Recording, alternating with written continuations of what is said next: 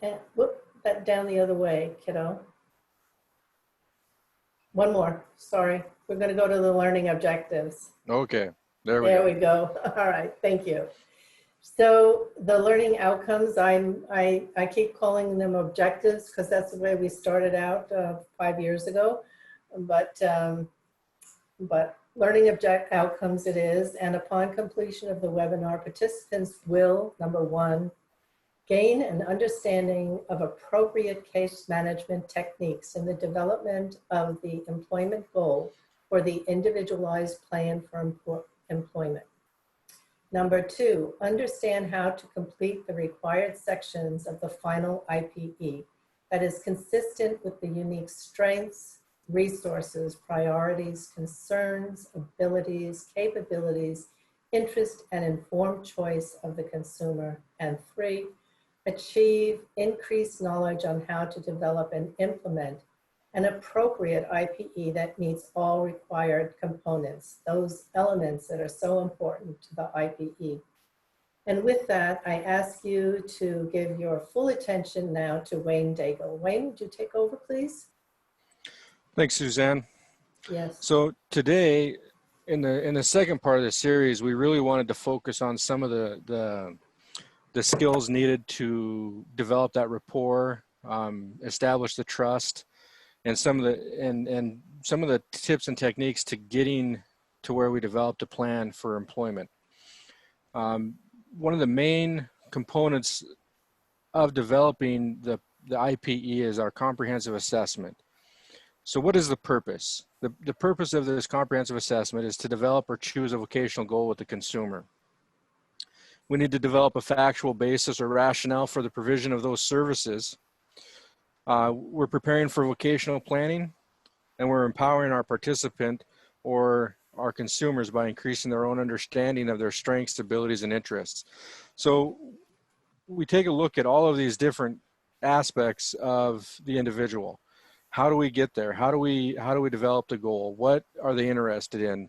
And of course, we always have to answer the question of, is this an allowable cost? Is this an appropriate service? So we have to have that rationale or the factual basis of the provision of service. So when does it begin? For me, it begins at the initial interview, and it's carried through the life of the case. It's an ongoing, almost living component of the IPE and the case file or a case of it itself. So we look at the initial intake. When the person walks in, are they able to open the door with their dominant hand? Are they able to walk without assistance? Are they visually impaired? Any of those types of things. As we go through the interview, are they tracking what we're saying? Are they able to read? Can they write? So it's all that information that we're gathering as the VR counselor. We also look at the referral source. Where are they coming from? Who's referring them? Why are they being referred from that individual? We look at the medical and the disability information that comes from the professional that they're working with. What's their living arrangement? Are they couch surfing right now? Do they got a stable home? Do they have support systems in place? Also their economic status. Can they take care of themselves? Are they able to feed themselves? Can they get their medication? The work history, have they job hopped? Have they been pretty consistent, or has it all been experience-based work history? No paid history. When we see youth coming out of high school and we're doing the transition services, this is a very common thing, is that we see non-paid work experience as the work history. Vocational goals. We start talking about what goals are there. The consumer brings forth their idea of vocational goals, what they want to do, and we look at, is it appropriate for their disability limitations? Do they have the capability and abilities to pursue this goal? Is it feasible for our service area? We look at labor market analysis and see if those goals are in our service areas. Education, both what they come to the table with or what they're going to be required to get to pursue those vocational goals. So the assessment really starts to put everything together. We look at all the material that they bring to the table, that we collect, and it becomes this nice, neat, well, it's not always neat. Sometimes it's a huge ball of mess, but it's still what we carry to the table to start piecing together this individual's plan. This is Paula. I just wanted to point out that I think during the last webinar, it was asked that some consumers or applicants come to us and they don't have any idea what they want to do. So looking at their past work history, you also want to look at some of the volunteer work that they've done. We also want to look at, some of their hobbies, what are their interests. We have folks coming in that maybe help their extended family members on the ranch, or with doing certain collecting of herbs, or collecting of items that are needed for a family ceremony, for example. And so all of those things play into, it may not be paid work, but they're getting some type of, they come to you with an additional type of training. So I just wanted to point that out, to look at their unpaid work history as well. Thanks, Paula. So what does it include? When we start gathering up all the information, we look at consumer self-report. We also look at the family. We talk to the family members that are interacting with that individual, spouses, moms, uncles, aunts, all that fun stuff. And we look at this because we all know that a lot of people struggle with identifying their barriers or even acknowledging their disabilities. So we want to get outside people, their take on how the individual is dealing with these barriers or impediments and what abilities they do have. Because on the other side, a lot of people don't recognize their abilities either. So we can utilize medical evaluations. So we have, as an example, a functional capacity evaluation, or a very specific specialist evaluation, like a psych eval, that type of thing. Well, okay, so that's a bad example because the next one's a psych eval. We can do vocational evaluations, work history, volunteer experience, transferable work skills. That's a big one, is the transferable work skills. I always look at that one. What are they bringing to the table that they can still use in the next type of employment? School transcripts, that helps identify any potential learning areas or struggles with different types of learning. We want to look at evidence of comparable benefits, labor market information. Are these jobs even available in the areas that we're working? Then we also take into account their values and their personalities, their learning styles. Are we coming to them and working with them on their level, or are we expecting them to come to our level and understand what we're trying to say?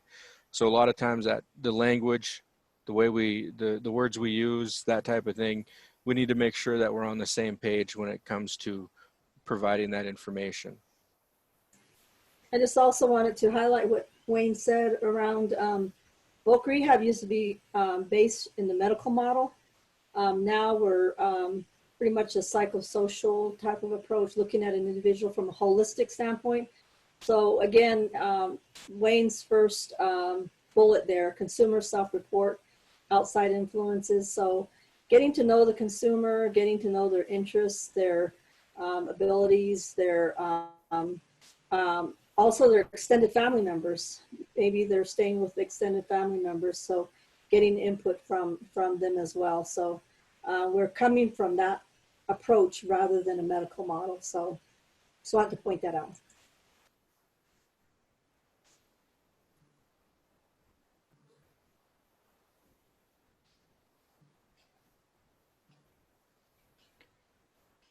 Sorry, my battery must be going dead on my mouse because it's kind of going crazy here. All right, now we're back on track. So case management. When we start talking about case management, what does that really mean? Why is it part of the VR case file, and how does it impact the IPE? So case management is a collaborative process of assessment, planning, facilitation, and advocacy for options and services to meet an individual's disabilities needs. You guys can read. I don't need to read all the way through this. So basically what it means is that we as a team come together and bring all the information to the table. And as a team with the VR counselor and the consumer and their representative and whoever else they want to bring into the meeting, sit down and we talk about what they require to get into employment. So whether it's training or just job placement assistance, learning how to fill out resumes, learning how to fill out applications. This is a part of the VR process or the VR counselor's job that we sit down with the person and talk to them. We really flesh out what their wants are, what their needs are, and what's required. So again, we provide what's required to level the playing field to employment, not necessarily whatever they think is great and would benefit them. It's what's required. So what are the parts of case management? We have assessment, planning, the facilitation and advocacy part, quality control, and we got to remember that we're stewards of monies. So the assessment, we've just covered the comprehensive assessment. We talked about all that and what goes into that comprehensive assessment part. The planning, that's where we start talking about the services that are needed to get people to employment, to remove barriers to employment. And then the facilitation and advocacy is where a lot of times the VR counselors, especially in AIVRS programs, are going out and helping with that job placement. So we're going out and facilitating that interview. We're facilitating that meet and greet with the employer. We're advocating for that consumer to get the opportunity to engage in employment with that employer. Quality control pretty much speaks of itself. We make sure that the appropriate services are being provided. The consumer is meeting the expectations and responsibilities that you agree upon. And then the stewards of money, we always have to make sure that we're spending appropriately our federal dollars. So that's where the no cost or the allowable and unallowable costs come into play within our grants. As well as the use of comparable benefits. Correct. So comparable benefits, again, we're the payer of last resort in a lot of cases. So we always want to look to those comparable benefits. Who can help us stretch our dollars more in providing these services? So really planning becomes a philosophy, in my opinion. There has to be a sense of a common purpose. You know, we're looking at it not being a goal, so to speak, but a direction. We kind of look at the family of employment. We don't look at only one type of employment. You can if that person is dedicated to that. But like the question that was posed last time, how do you help somebody find a work goal? Well, you look at all their transferable skills, you look at their interests, and you look at a lot of their hobbies and you try and combine it into one. And sometimes we get into a field where maybe the specific work goal is going to hinder that individual search for employment because they really don't know what they want to do. They want to go to work in this field. Well, then we can look at the family of that work and we can find a job within that family. That makes it a lot easier for that placement and that obtaining of employment. So for example, if you have somebody that says, I'm going to use Montana as an example because this is what I know. They say, oh, we want to be a wildlife or a marine biologist. Okay, well, there's only 2 lakes in the entire state of Montana that maybe is big enough to employ a marine biologist. And I think Fish and Game here in Montana has probably 5 marine biologists total. And that's not a very feasible thing because we don't have enough water. So, but with that, I understand that the individual's interested in the animal, you know, the fish, the health of the lakes and the rivers and all that type of stuff. So we can start looking at different jobs that would keep them involved in fisheries or in the environmental control of the water. But you can just put down that direction that you're going. It's not a plan, but somebody gonna say something? Okay, I must be hearing stuff. Sorry. It's, you know, it's early in the morning over here.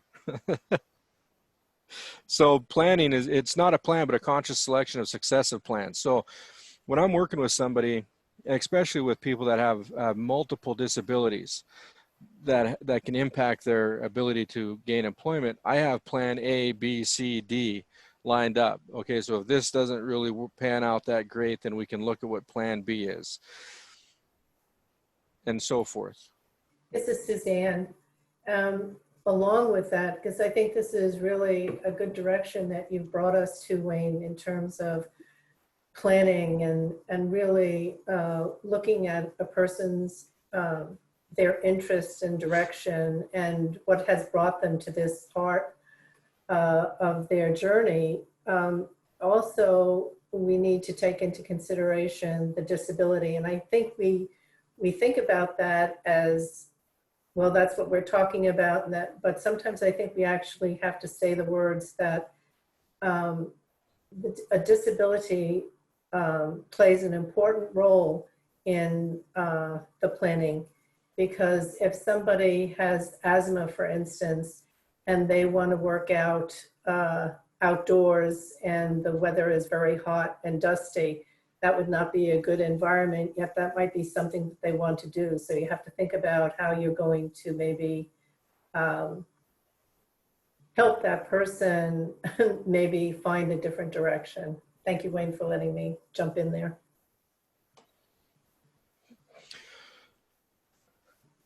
And plan is built on the here and now. When we start talking about the steps that were required, we sit down with the person. We don't necessarily look to the past other than we go to the past for transferable skills and barriers to employment. So when we look behind us, we say, okay, we can't do this job because of this barrier. We can't do this job because of that barrier. So when we start looking at the planning, we're sitting down with that person today. And I always like to tell them that this is a clean slate. Like we're starting from fresh here. So I want to know where you want to go. And we talk about at today, what are your disability limitations? How does it impact you today? And we start looking at developing our plan to address those barriers and impediments off of what's happening with that individual. Now the IPE, while it is agreed upon, what word do you use, Paula? Because you and I argue about this all the time. Agreed upon. It's an agreement. It's not a contract, Wayne. Remember? Okay, it's agreement. So it's an agreement between the consumer and the VR counselor. So when we get to that point, we try and make it as solid as we can and address as many things as we can, but we have to keep flexibility. We have to be willing to be flexible in meeting that individual's needs as the dynamic disabilities change. It's just the way it is. Sometimes they worsen, sometimes they get better, sometimes new ones pop up because of the ones that we are dealing with now. So we can't just be stagnant in our IPEs. And remember, what we postpone, we really abandon. You know, we never really come back to it. There should always be a next step in your planning process. So if you really see that when you start identifying the progress measures or measures of progress in your IPE, in that required section of the IPE. If we don't write it down, we don't come back to it.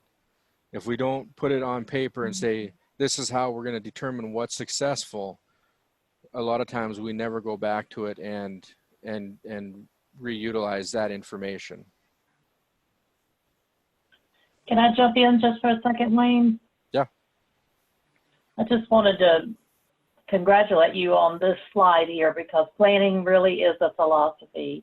And I think this is a good point in the case when you really have to reiterate to the consumer, you know, their responsibilities they do have responsibilities in this case. It is their case. It's not our case. It's their VR services, not ours. And so in particular, in behavioral health caseloads, you know, where the disability may be a mental health issue or disability, you know, we want to reiterate at this point with the consumer, there's responsibilities that come with, you know, signing up for VR services. One, you know, making sure that they contribute to the plan by attending their mental health appointments, taking their medications, things like that. And there are certainly other examples, but I think right here at this point in the planning process is when it's very important to communicate with the consumer their responsibilities, what they're going to be required of to continue on with this plan. Thanks.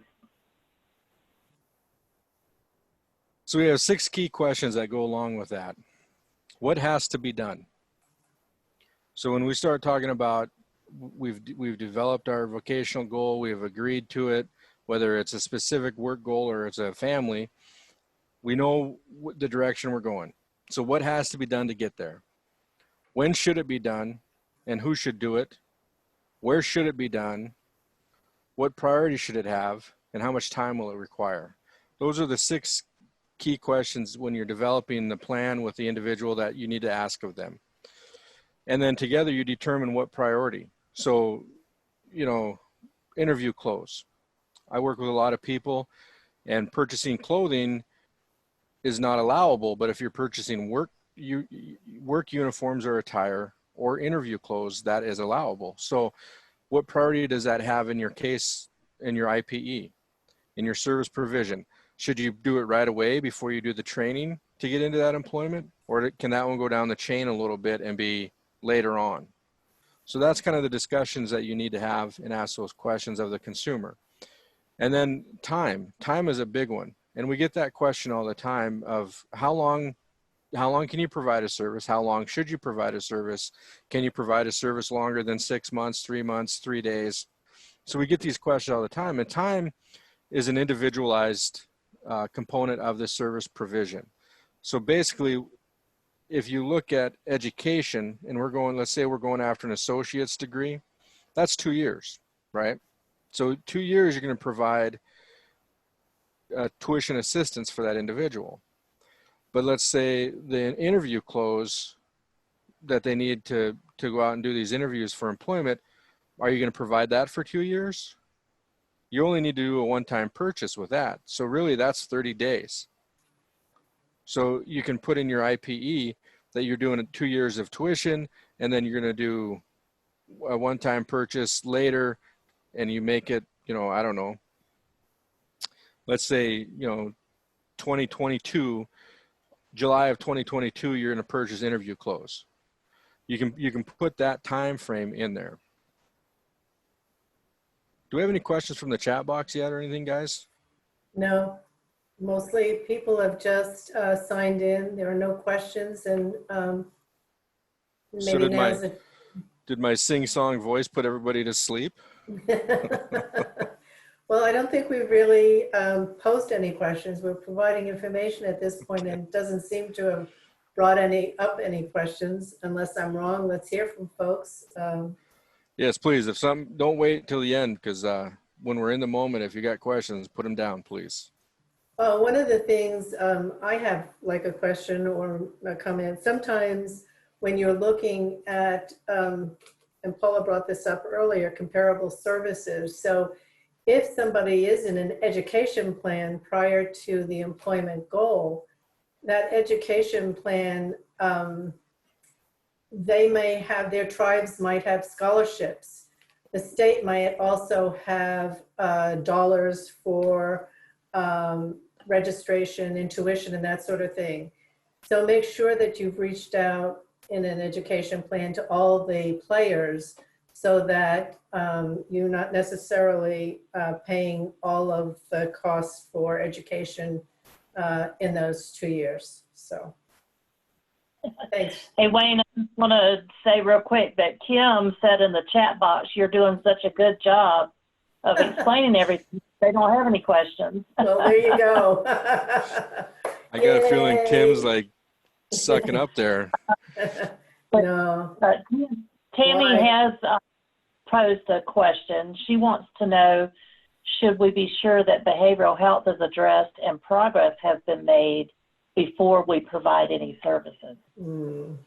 You know, that question is a really good question, because how do you judge the stability of mental health and the behavioral health issues that a lot of people present with, and how can you say that this person is going to display the same characteristics as another person with that same disability? So really it has to be individualized when you address that concern.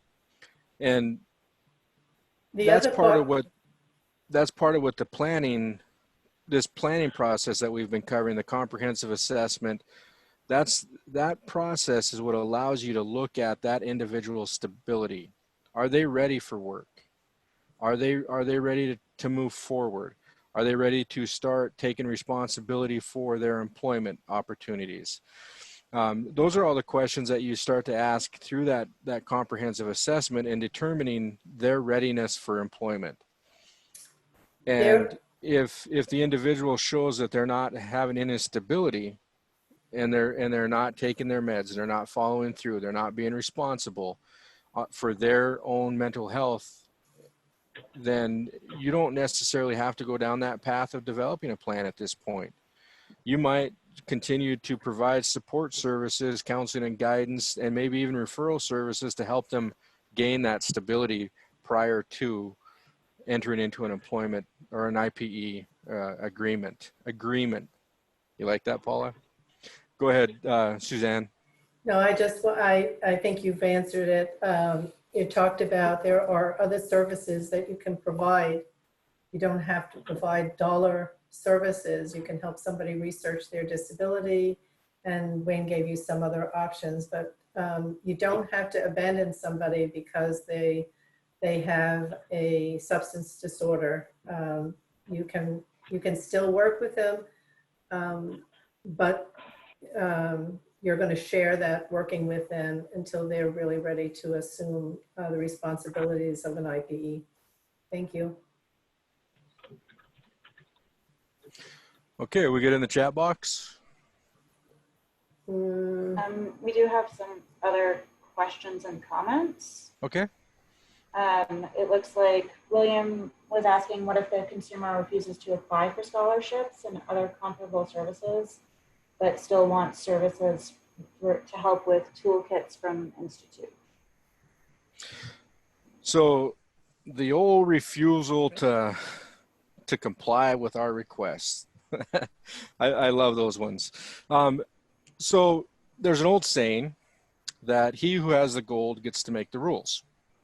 And that kind of still applies with voc rehab. So as a VR counselor, if we set forth some expectations, and we are required to have those people apply for like FAFSA and those types of things, because it's federally funded grants for that purpose, then if they aren't willing to participate, we need to ask questions why, for starters, and kind of do some digging. But at the end of the day, we don't necessarily have to participate in any services if they're not willing to participate with us. So we don't have to develop an IPE if the individual is refusing to participate in comparable benefits, because we, by law, are expected to always take into account comparable benefits first. Now, sometimes that gets confused with selecting a service provider. So like a lot of times within our behavioral health systems on the IHS or tribal behavioral health, we all know that sometimes confidentiality is not really a priority for some of those behavioral health clinics. So if the individual's choosing not to go to the tribal behavioral health and they want to go to mental health services off res, that's a different thing from refusing to apply for scholarships and grants. Anybody else want to answer that question? Take a stab at it? Add to it? Well, I was looking at there's some other questions here. I think you answered his question pretty well. Karen put in, sometimes I don't see the full set of behavioral health issues, complications until they are employed. I talked to her about a 90-day probation. Do you want to handle that one, Wayne? And there's Yeah, so that's pretty standard. We don't always see what's there until we're faced with that barrier coming to light. And that's why with the IPE, we have the opportunity for amendments to that IPE. So if we're providing services and we've planned the best we can, and something still pops up, and now we have to address it. We have to there's a service that's required to remove that barrier. Then we can amend the IPE and provide those services to that individual. As far as the probationary period, I'm not really sure the context of that. Employment places have their own probationary period. We have a 90-day follow-along period after they've gained employment and they've been determined stable in that employment. So just because somebody gets a job doesn't mean they're stable. We have to make sure that they're stable in that employment before we move to that 90-day follow-along point. Now, some people they're stable within a couple days. This is the job they've wanted. They got it. Great. Sometimes there's some training involved. Those people can't be considered stable and ready for the 90-day follow-along until they've completed their training. And that's the sneak peek to part 3 of the series. I just wanted to add real quick, Wayne, if I may.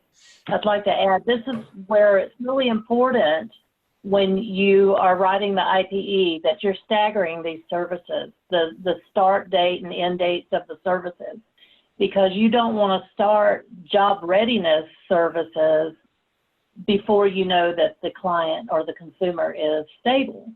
So for example, if you're going to use comparable, benefits for them to go to a county or tribal mental health agency and have an assessment done and have a behavioral health plan completed and have regular appointments scheduled, that's where the importance of staggering the services, I think, comes in. This is Paula, and sometimes you have to pause for a while and continue your counseling and guidance with the consumer during this time period when these issues start popping up. The comment from Karen that sometimes you don't see the full set of complications. Sometimes you have to pause and continue to provide counseling and guidance until you get beyond some of those areas.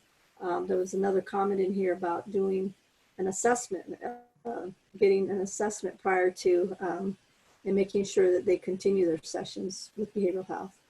But it's okay to pause and continue with counseling and guidance. Right. So back, I'm going to date myself.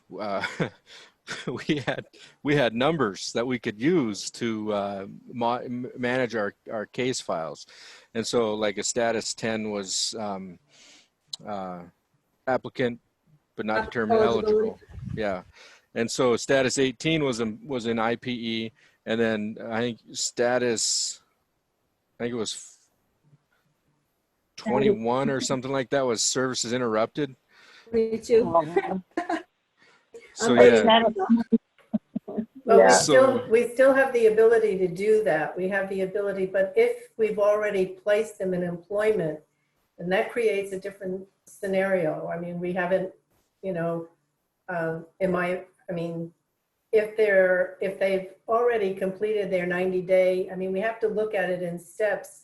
We don't know whether, if the IPE is already developed, they're already employed. It's like what Karen was saying, all of a sudden, all of these things come out of all of these little books come out. So be sure that you're looking at each step so that you can provide the correct services to that individual at the time, right?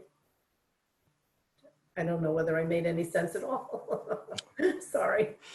You have some other things in the chat box, Wayne. You have a follow-up from Will from your conversation there, and Minnie has a question, and Leanne has something. So the chat box is filling up. Yeah, so yeah.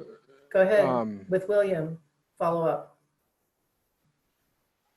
He talked Yeah, about so the with FAFSA. with the FAFSA and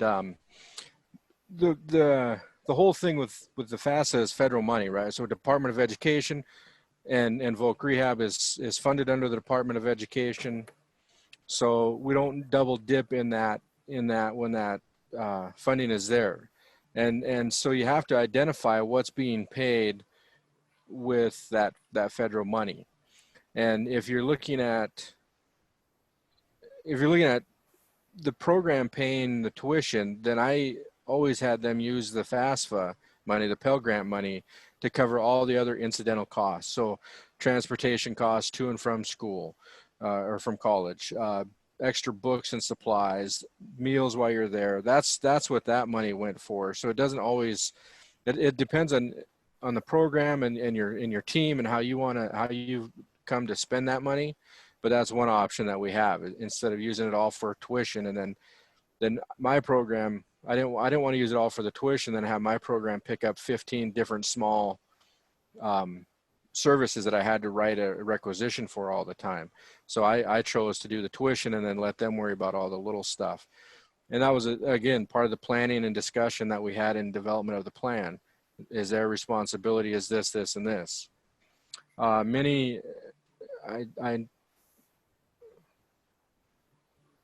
see that you have a quote here about they have issues with alcohol. They get alcohol assessment, or if one goes to behavioral, they continue their sessions. Okay, that's good. Yeah. So alcohol and chemical dependency issues, that's always coming up. How do we serve those individuals? How do we help them, get into employment? Can you help them? It's all kind of a programmatic issue. Or decision, not issue, programmatic issue on how you want to approach it. What do your policies say?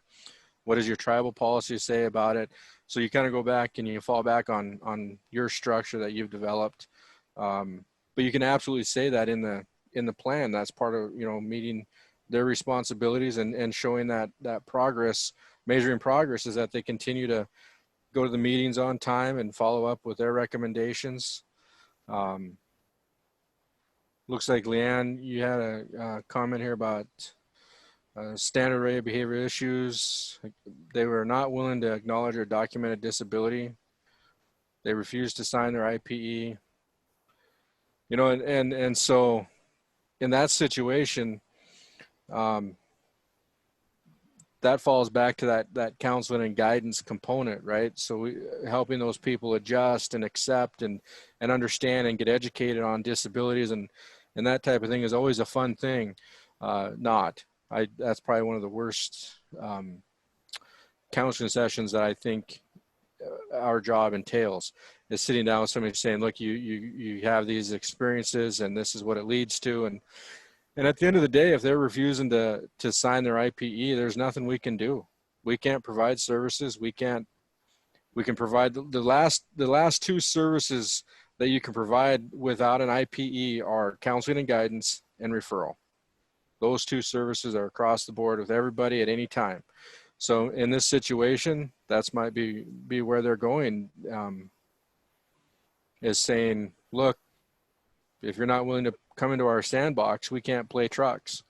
So maybe this agency can help you. Maybe this person can help you, if you're not willing to accept it.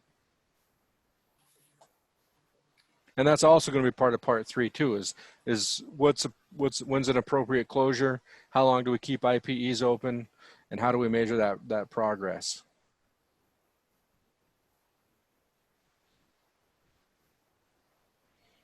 Okay, anybody else? We good? I think we're good, Wayne.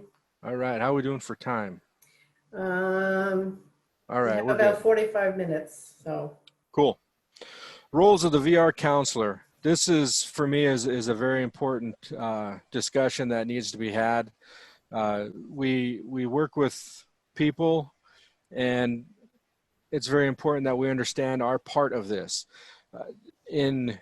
As a director, I worked with a lot of staff, and I had a couple staff that really decided that they knew what was best for the consumers, and they didn't take into account informed choice, which is a really big issue. We need to know our role. We need to know what our responsibilities are in engaging our consumers. So we need to work with consumers to make sure you both understand how their disability impacts employment and their disability. So this really goes along with what Leanne was talking about in her chat box post.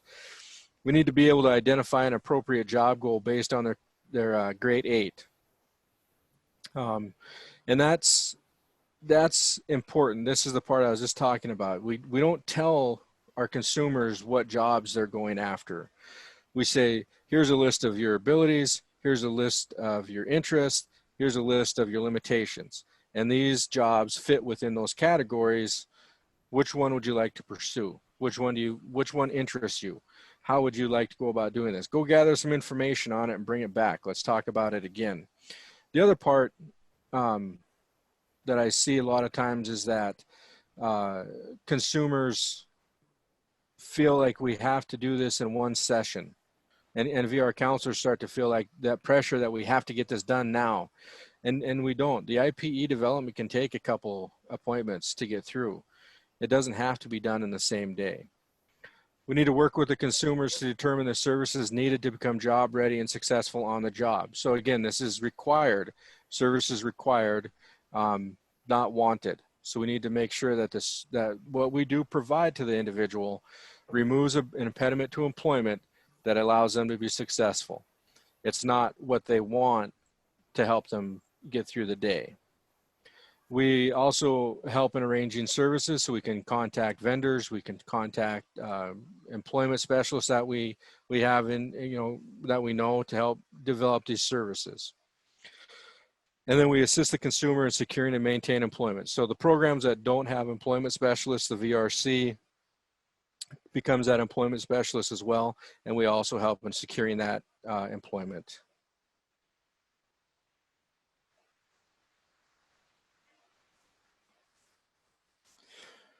So William says that to share reasonable accommodation options per employment possibilities. Absolutely. So if there's at the time of placement, if that individual needs any accommodations on the work site and they so choose to share that information, then we do provide them that option of what's available for them to use as accommodations. All right, responsibilities of the VR counselor. So we just got the role. That's where the VR counselor is supporting the consumer and moving through it. Now, what's our responsibilities in developing that plan and executing the plan? We utilize existing information gathered during the eligibility determination process. So you remember, if people that have heard me talk about eligibility before, I view it as an island. The determining eligibility is an island in the VR process. It has nothing to do with the future process. We only look at what the individual brings to the table and their past work experience and the limitations that they've experienced in those work settings. Now when we're into the IPE development, we have to bring that certificate of eligibility information forward to the IPE. We have to address those impediments that we've identified that make them eligible for the program. We have to address that in our IPE. We look at it, we make sure that we're providing the services to remove those barriers or impediments to employment. We use information that is current, such as the SSA information. If they receive an SSI or SSDI, we can get those certificate of benefits, COB, all those fun alphabet soup names that we have out there. We can also use like if they're working with WIOA programs or workforce programs, we can use that information. TANF, we can partner with them at some level to help them find employment through TANF if that's one of the requirements they have. Education, again, you know, high school transition or college transcripts, all that information comes together. We utilize information provided by the participant and the participant's family. So again, going with that holistic approach, we now can take everybody else's experience with the individual plus their own words and utilize that in moving the case forward and developing goals with that individual. We also have to make sure that we are always working in the most integrated setting possible. There's a law change where we don't do sheltered workshops anymore. So we're really having to work in the most integrated setting as possible in finding competitive employment. We need to interpret findings with the participant. This is a big part of it.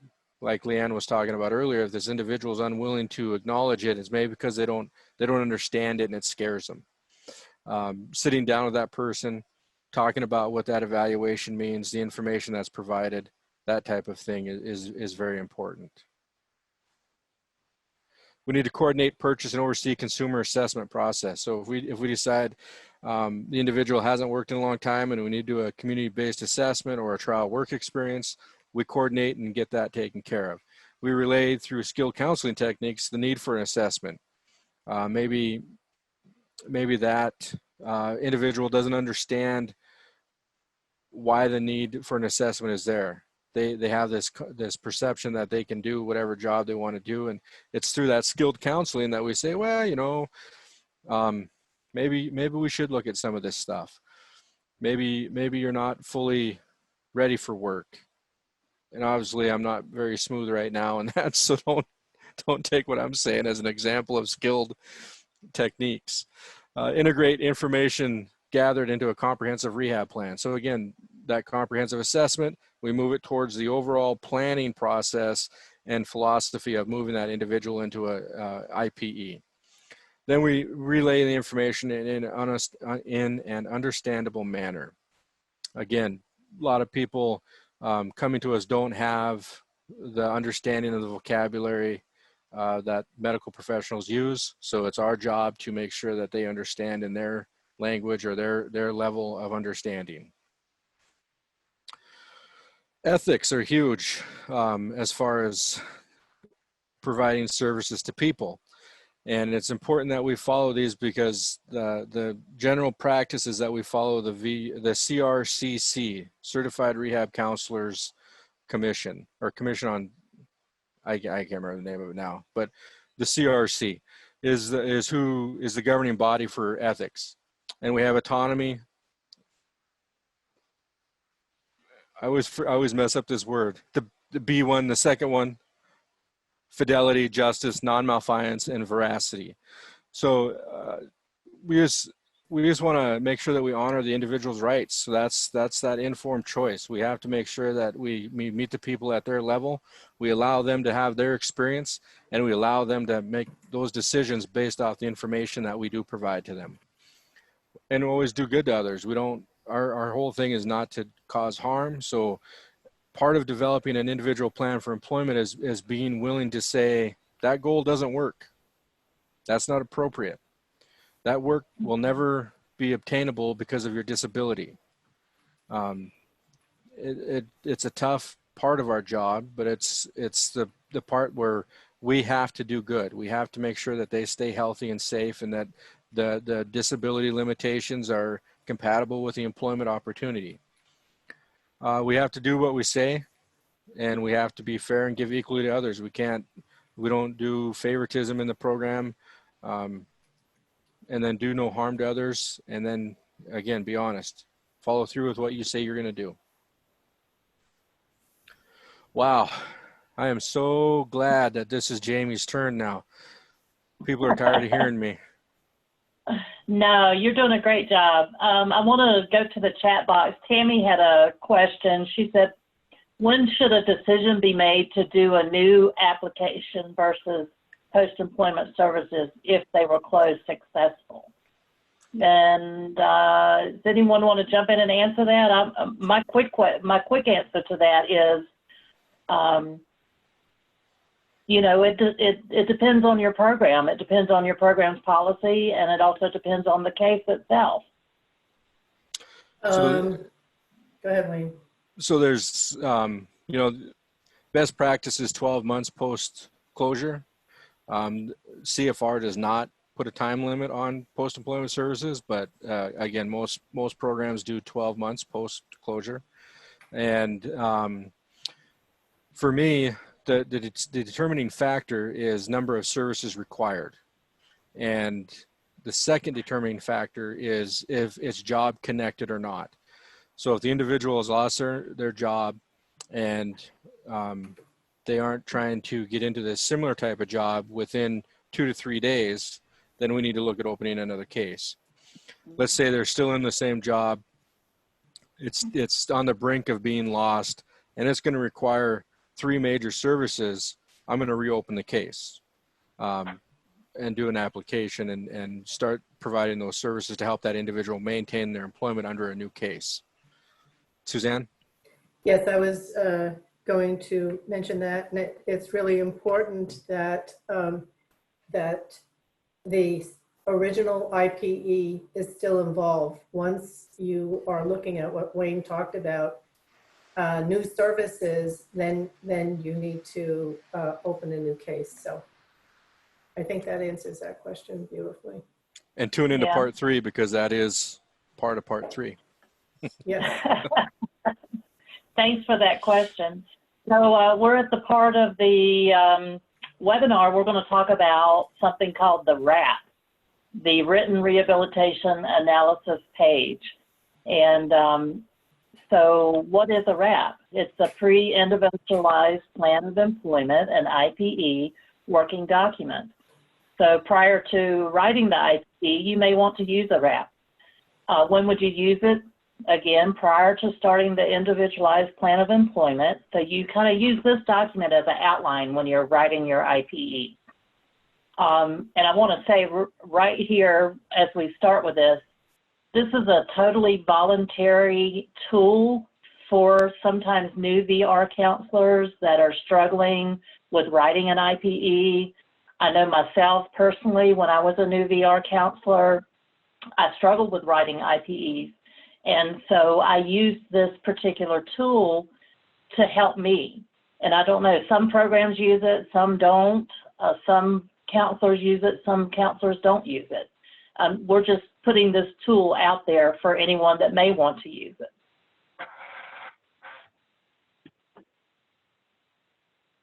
We can go on to the next slide. So the RAP should not be completed until all the comprehensive assessment data has been received. And this analysis must include the identification of impairments, the impediments. So you're not going to restate the impediments that were identified in the eligibility certificate, but sometimes, like presumptive eligibility was used. So, we need to state the actual impediment to employment. And so we want to describe, any impediments determined since the completion of the eligibility decision or as a result of any comprehensive assessment. We can go to the next slide. And we also want to identify the rehabilitation needs. So the impediments to employment come directly from the eligibility decision or the eligibility certificate.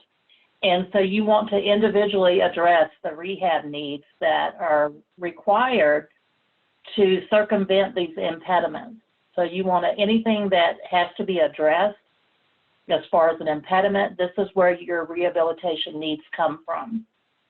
And then you're going to choose the selection of services to meet those rehabilitation needs. We're also going to talk about rationale for the job choice.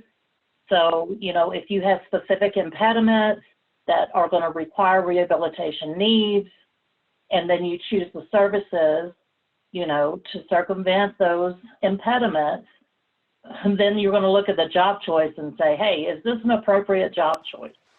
If we look at certain disabilities and the actual functional capacity of the individual, sometimes we may decide, the consumer may decide, not us, their job choice may not be appropriate. And then also when we're looking at post-secondary training, we're going to also include, you know, some of this documentation. We can get to the next slide.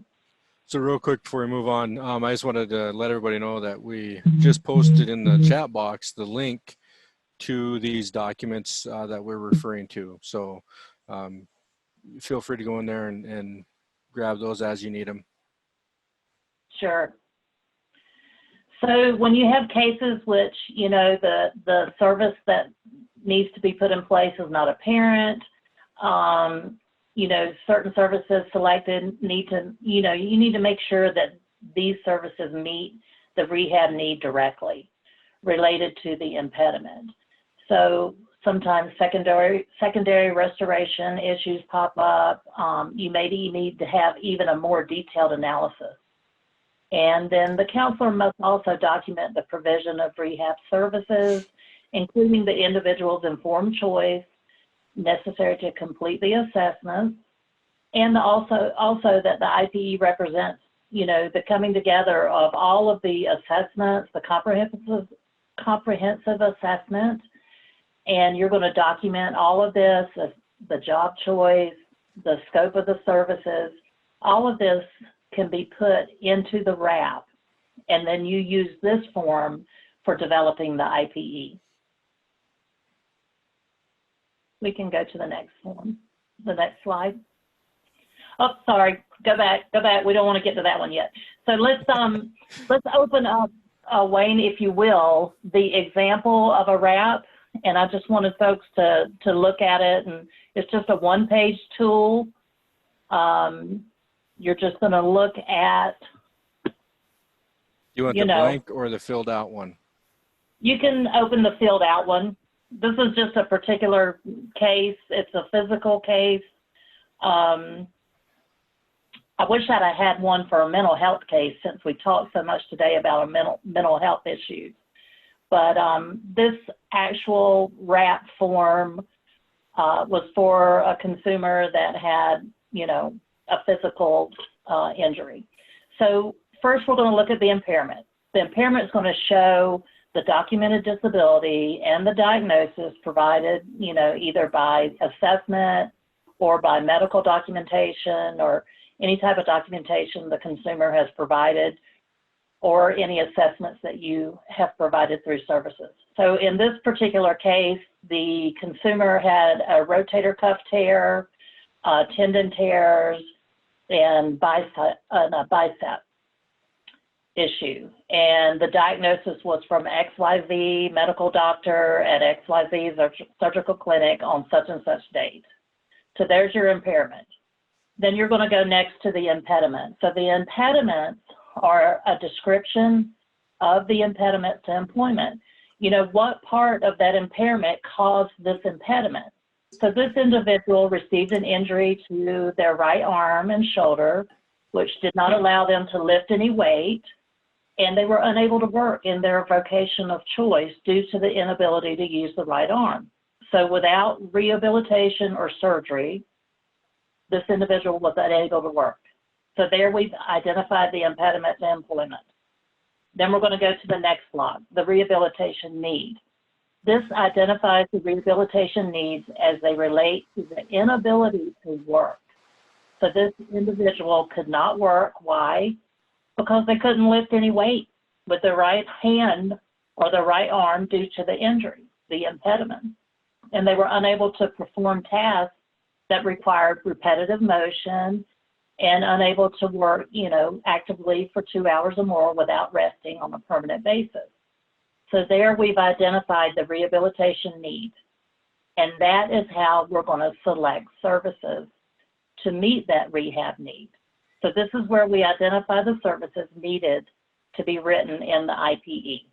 For this example, the individual needed physical restoration, so they had to have surgery on their rotator cuff and have it repaired. The individual also needed physical therapy treatment after the surgery.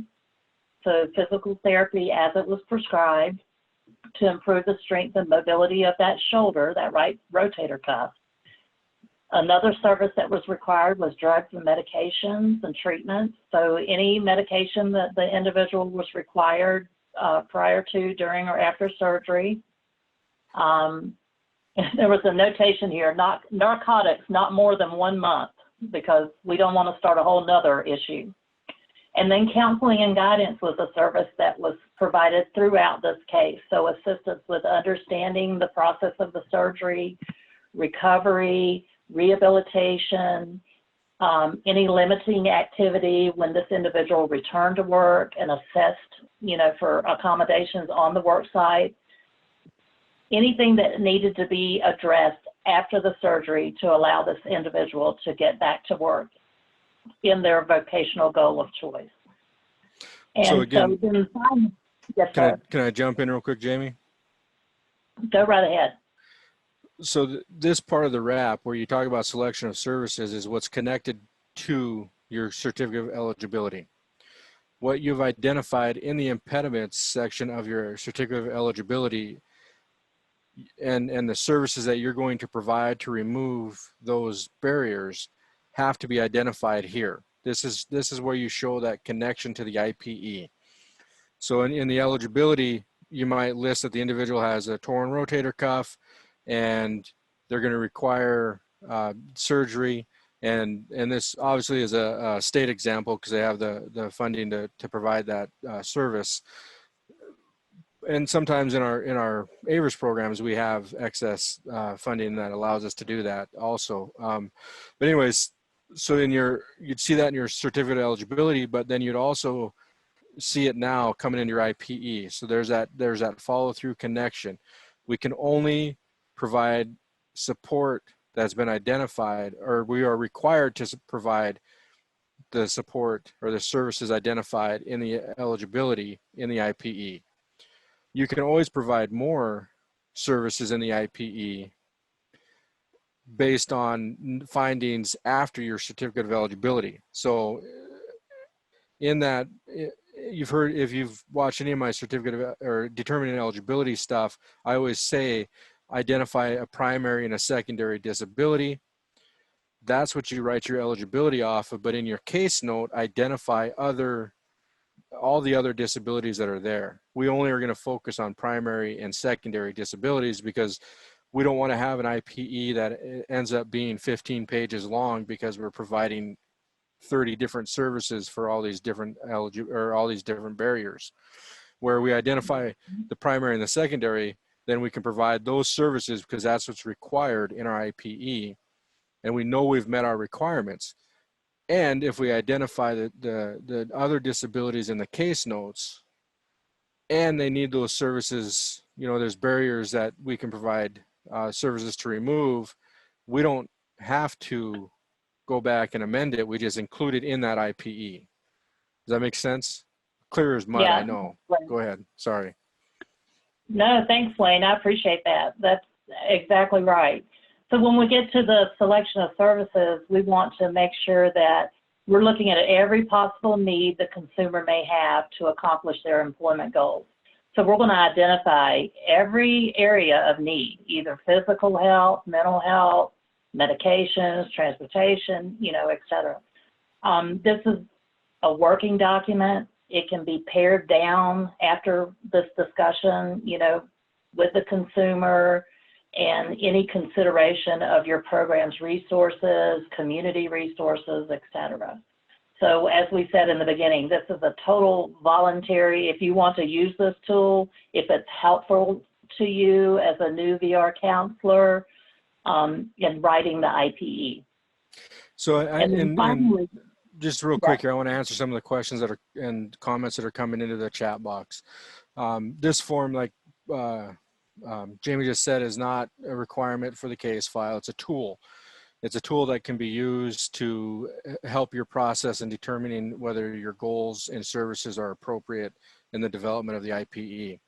Now, if you attended the training at CANAR, this tool was talked about there, but we also had on the end of our example what was called a goal rationale. And it's the same tool, just a different name. And so we're seeing, I've seen a lot of these different processes through the different programs are just called different things. It can be, you know, a counselor checklist. It can be the IPE guide. So there's a bunch of names that are in the AIVRS community already, and it's just a process that we use or can be used in developing the work goal in the IPE. Sorry. No, great. Thank you, Wayne. And that's exactly right. I mean, this tool is just something that's available to you. If you'd like to use it, great. If you have no need for it, that's fine. We feel like that as new counselors are learning to write IPEs and struggling with writing an IPE, they may want to use this tool because really, truly, it's connecting the eligibility decision with the rehab needs, identifying impairments, and then using that information to actually write the IPE or to develop the IPE. You know, and if people are interested in this tool, reach out to AIVRTAC, you know, email us, contact us, and we can talk to you directly and provide training on it if your program is interested in utilizing it. Mm-hmm. Okay, go ahead, Jamie, sorry. Oh, no, thank you. We were wrapping up on that. Wrap, see what I did there? Nice, nice. And the crowd goes wild. Yeah, I just had asked in the chat box whether folks were utilizing this tool, if they had other strategies that they were using to document all the information that you're gathering from during the assessment. How do you document that to start to write your IPE? I just put that in the chat box for people to share with one another. Thanks, Paula. The other thing I think is, I'm sorry, Jamie, sorry. but That's all right. a case note needs to be written for every VR process. And this tool outlines everything that you need in the IPE and covers every aspect of the development of the IPE and shows that you know the language of the discipline, which is VR. So, and that is the reason Jamie and Wayne's been working on this process. Okay. Great, and we're running out of time, so I think we've got some work that we need to do the last 15 minutes here. Yes, Paula. Again, I think if you go to the next slide, I just want to again emphasize, we get a lot of questions regarding this consumer wants this type of service, or this consumer is requesting this type of service. This consumer, you know, doesn't want to acknowledge certain aspects of their disability. But it's real important when we start writing the IPE to remember what the barriers to employment are. If you list primary and secondary disability, you're looking at your IPE in removing barriers for your primary and secondary disability. So you want to make sure you're focused on removing barriers. So selecting tires at the initial IPE may not be, or providing tires, for example, or work clothes like Wayne mentioned earlier. It may be something the consumer wants, but again, how is that removing the barrier for them to get into employment? So I want to just, we have a case study here, and we want to walk you through completing an IPE. And I'm just going to, you can read the screen, but I'm just going to highlight the case study that we have here for you. Jill is a 30-year-old female, and she comes to VR requesting assistance towards getting a bachelor's degree in social work. She lives with bipolar disorder, first diagnosed when she was age 24. After about a brief hospitalization in her mid-20s, she committed to taking her medication and has not been hospitalized for the past year. Jill also has a history of alcoholism She has undergone several treatment programs and has most recently maintained her sobriety for 6 months. Jill's longest period of sobriety in the past has been 1 year. She reports that she attends AA meetings, meets twice a week, and a commitment she did not make in the past. When asked, she relays that she has difficulty with stress. She works hard to manage her symptoms by taking her medications, getting rest, and not taking on too much.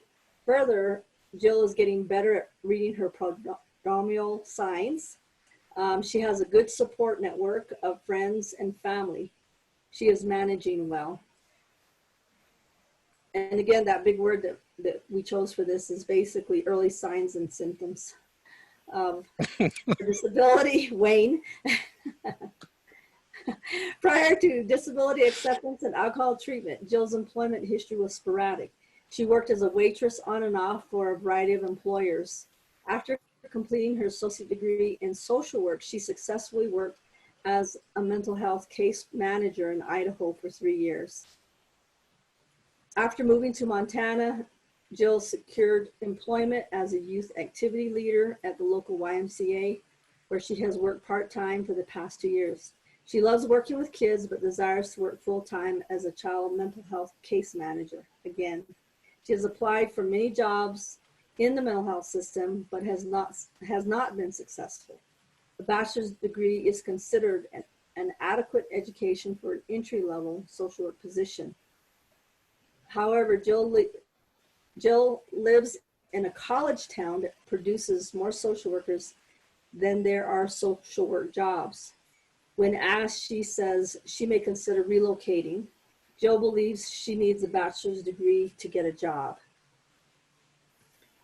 So we have a template for an IPE, and this template covers the components of the IPE that were discussed in the session 1. So as we work through this IPE, let's look at the case study. And we look at some of her strengths, her disability being bipolar disorder with some past history of alcoholism. Some of her strengths is that she's attending AA meetings twice a week. She's been sober for 6 months. What are some other things that jump out at you with this particular case study as we look at some of the services and that Jill may need?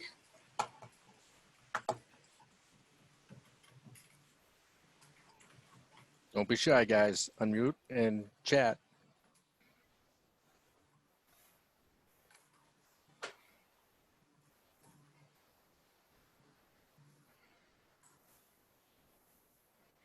We're getting some activity in the chat box. Possible relocation costs, family and friends support.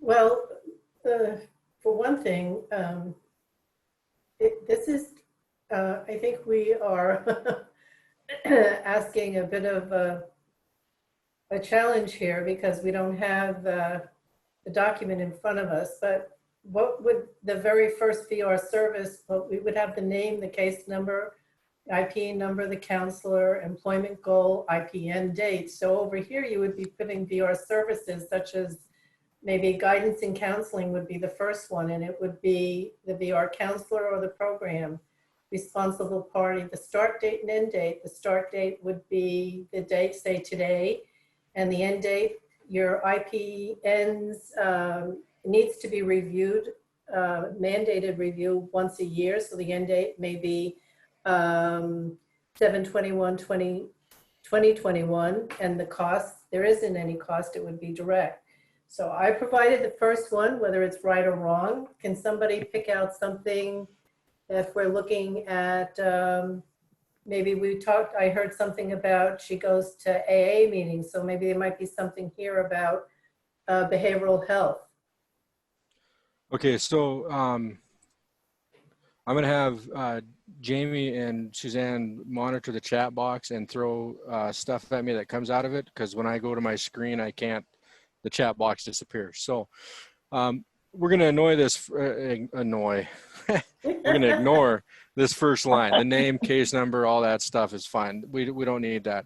What we need to look at is the employment goal. So in that case study, what did you see as her employment goal? So for me, what I picked out is that she wants to be a social worker. Maybe in Montana, it's a social worker 1. Right. Okay, so the IPE end date. Well, she's already got an associate's degree, and she wants to transition into a bachelor's degree because that's considered the hiring baseline in Montana. She's going to need an additional 2 years of education, right? And so we're going to do the real-time planning of what I would normally do with a consumer right now on how I develop my plans. And so if we got 2 years of education, we're going to want at least another 3 months of job search assistance and getting settled into employment. And then we got another 90 days on top of that. So we're looking at 2.5 years. Oh, Wayne. Somebody muted. Why you mute me, Arden? Am I talking too much? I didn't do it. I didn't do it. I don't think I did it. I might have. So anyways, so now we're looking at 2.5 years towards the end date. So we're looking at, if it's today, 2022. So, I would go 6 months past. So we're looking at December 31st of 2022 is a good number for me. I like that number. I don't know why. And then the first service I saw in the chat box before it disappeared on my screen. Of course, everybody that's heard me talk about IPEs knows that I'm going to say this is the only service that is on every single IPE that I observe or review. Should be there. Counseling and guidance is that service that needs to be provided. And who's the provider? The program is. Whoever it is. The responsible party is the program again. Start and end date? Well, it starts today's date. And it ends when the case is over. Okay, so the next service. Maybe it's tuition. And that provider is going to be any college. How's that?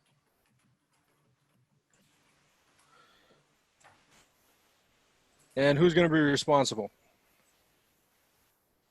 In this situation, you're going to have a discussion about, did you apply for FAFSA? Does your tribe provide education assistance? Have you maxed out your education assistance? Have you what are there? So we're going to say that she's got a Pell Grant, okay? And I'm gonna say that I'm willing to take on the cost of tuition, and I'm gonna pay the tuition. So the program is gonna be the responsible party, and it's gonna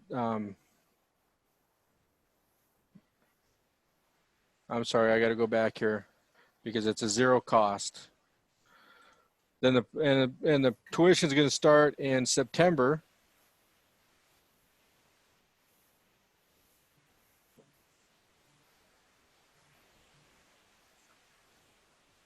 Of 20.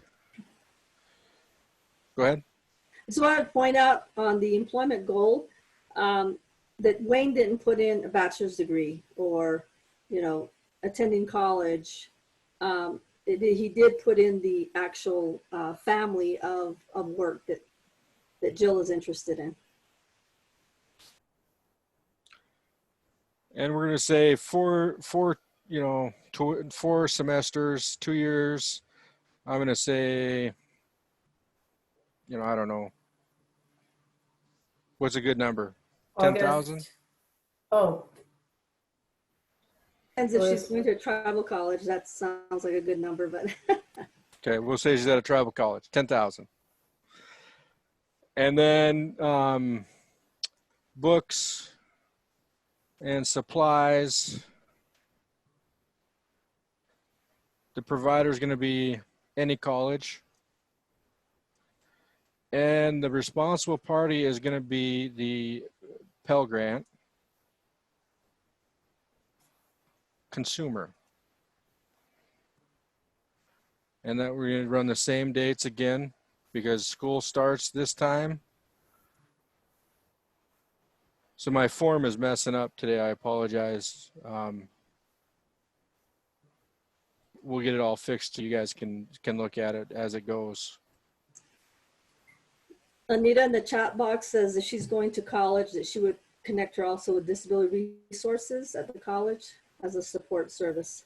I'm not sure if we want to put it under her responsibilities or as a service here.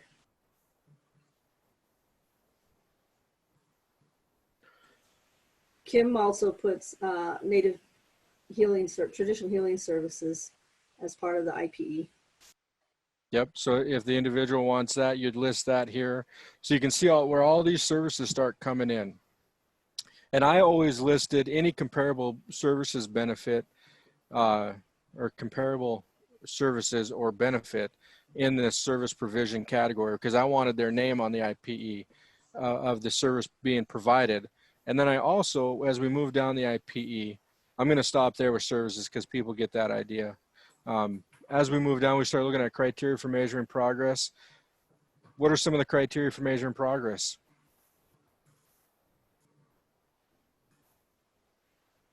The breakpoint average, I don't know if anybody's typing in the chat box, but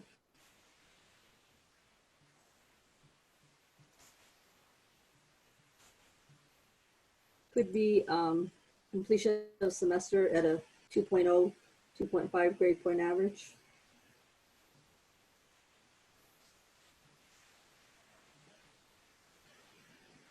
With an education, sorry, Paula.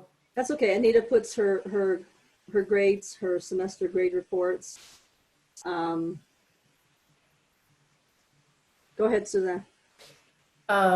When I was the director, we created a check-in. So while a student was in, we would have them come in once a month just to check in, see if they needed any help, help them with anything at all, just as a way, because we found that a lot of our students would fall out of, they wouldn't be following through and they dropped out and we didn't know about it. And part of any of the payments had to be that they had a certain grade average. And so those would be some of the things we would have: grade average, total participation, and that sort of thing. So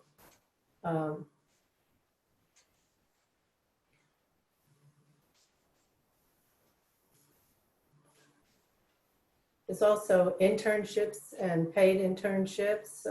They might be during the summer months. They might not be in classes, but they might have an internship with a desired employer. Might want to help them with that. Okay, so guys, we're sitting at 1 minute now until we're done. So just real quick, Wayne, William also had a question about putting comparable benefits in the IPE.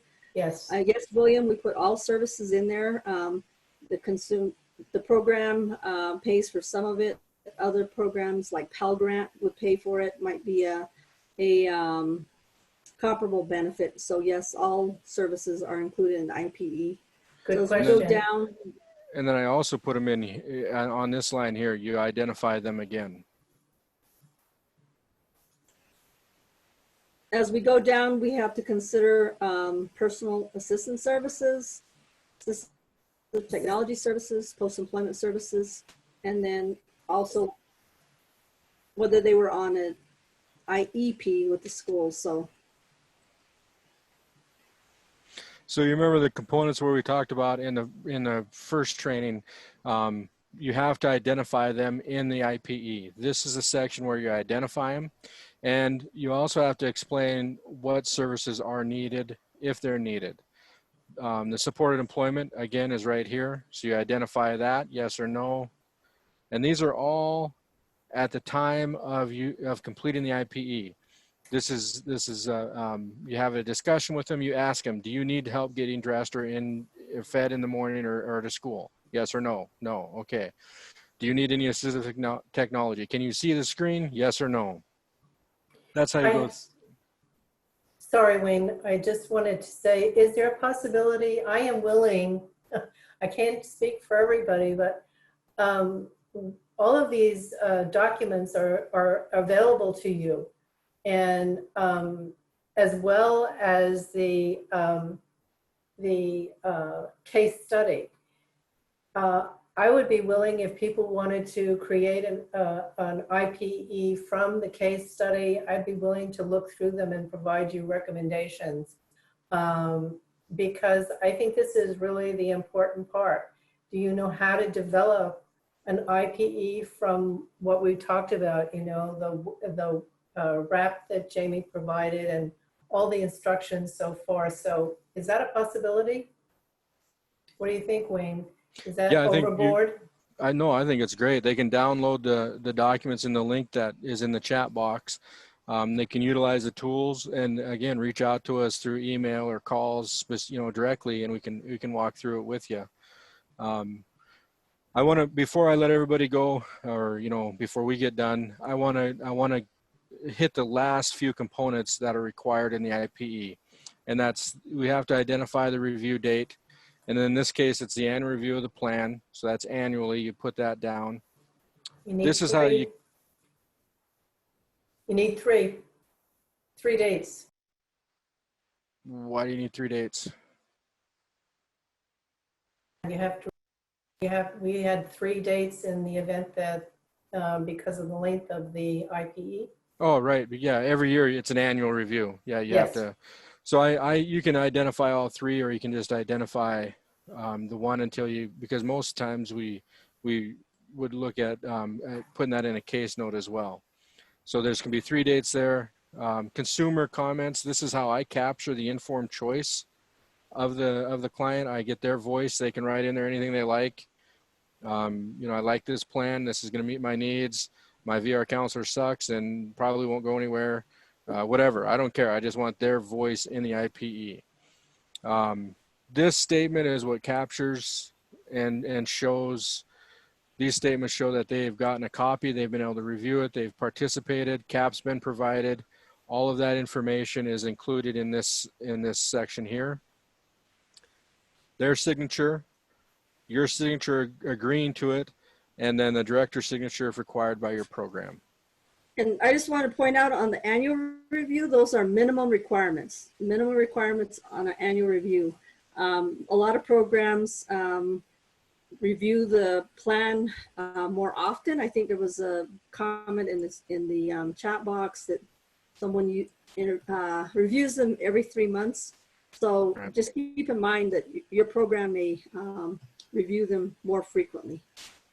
We used to do 60-day periodic reviews, we called them, where we reviewed the entire case. So it was a plan, it was the financials, it was the case notes, make sure everything's up to date.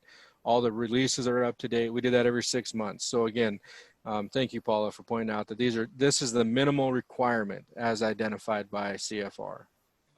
And the other way to review an IPE is that every time a consumer comes into your program, the IPE should be in front of you. You should review it and be able to have an ongoing conversation based on that IPE.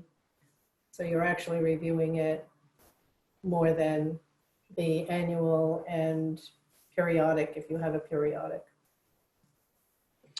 Okay, guys, I know that last bit, I wanted a little more time for that, and I apologize. We always seem to get to that point where we just hammer through the last actual work of the IPE. Again, like Pauline or like Suzanne said, if you want to download this stuff, use the tools, kick it back to us for review. Even if you want to schedule a Zoom meeting with us, please get a hold of us. We'll gladly walk you through that part. So save the date. Next Tuesday, July 28th, we are looking at doing the final part of the IPE series. And this is where we look at how do we measure progress? How do we determine when to close and when to keep a case IPE open and a case open? And then the provision of post-employment services will be discussed in detail in the next series or the next webinar.